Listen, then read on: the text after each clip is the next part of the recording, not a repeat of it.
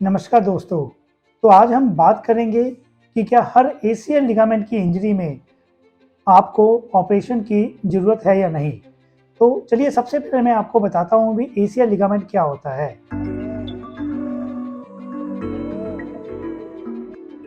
तो दोस्तों, इस मॉडल के माध्यम से आप देखिए, ये हमारी ऊपर की हड्डी है जिसको हम लोग फीमर बोन बोलते हैं।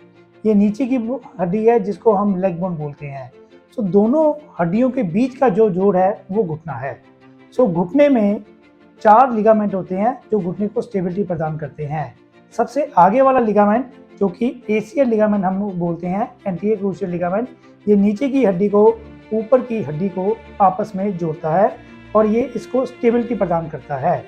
तो ये जो एसीएल लिगामेंट है ये सबसे कॉमन लिगामेंट है जिसकी खेलते हुए या चोट लगते समय इंजरी हो जाती है। इंजरी होने के बाद ये लिगामेंट टूट जाता है और टूटने के बाद पेशेंट को लॉस ऑफ कॉन्फिडेंस या लचकआनी महसूस हो जाती है। तो इस वीडियो में मैं अब आपको बताऊंगा कि क्या हर एसीएल लिगामेंट की इंजरी में पेशेंट को ऑपरेशन की ज़रूरत है या नहीं। फ्रेंड्स, एसीएल लिगामेंट की इंजरी को हम लोग 3 ग्रेड में डिवाइड करते हैं। सबसे पहला ग्रेड 1, फिर ग्रेड 2 और तीसरा आखिरी ग्रेड है ग्रेड 3। ग्रेड 1 में एसीएल इंजरी जब होती है तो एसीएल एक तरह का एक लिगामेंट है जो स्ट्रेचेबल लिगामेंट है, जस्ट लाइक अ रबड़।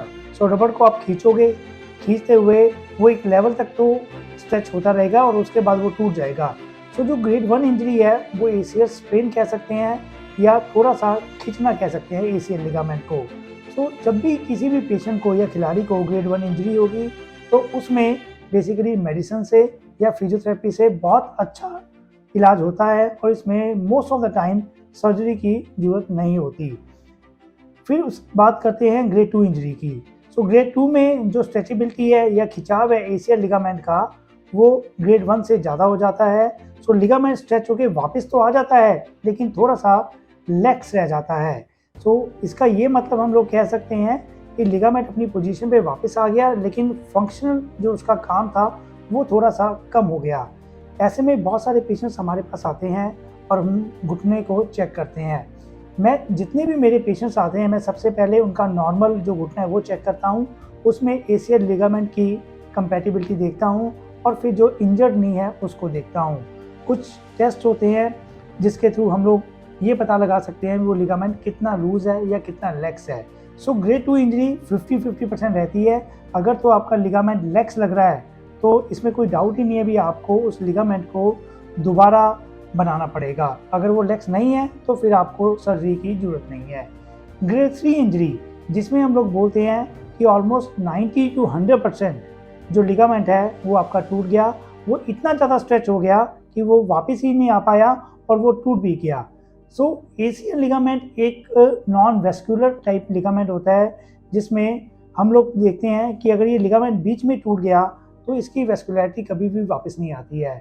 तो ग्रेड 3 इंजरी जो हाई ग्रेड 3 इंजरी होती है उसमें वो लिगामेंट है जो आपको ऑपरेशन जिसको हम लोग बोलते हैं दूरबीन से बनाना ही पड़ेगा और इसके बहुत ही अच्छे रिजल्ट्स हैं।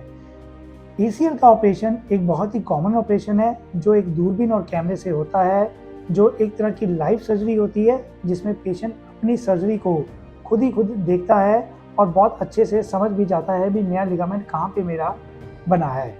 तो फ्रेंड्स, अगर आपको एसीएल लिगामेंट संबंधित कोई भी जानकारी चाहिए तो आप नीचे लिखे हुए नंबर में हमें अपनी एमआरआई को व्हाट्सएप कर सकते हैं। Thank you so much.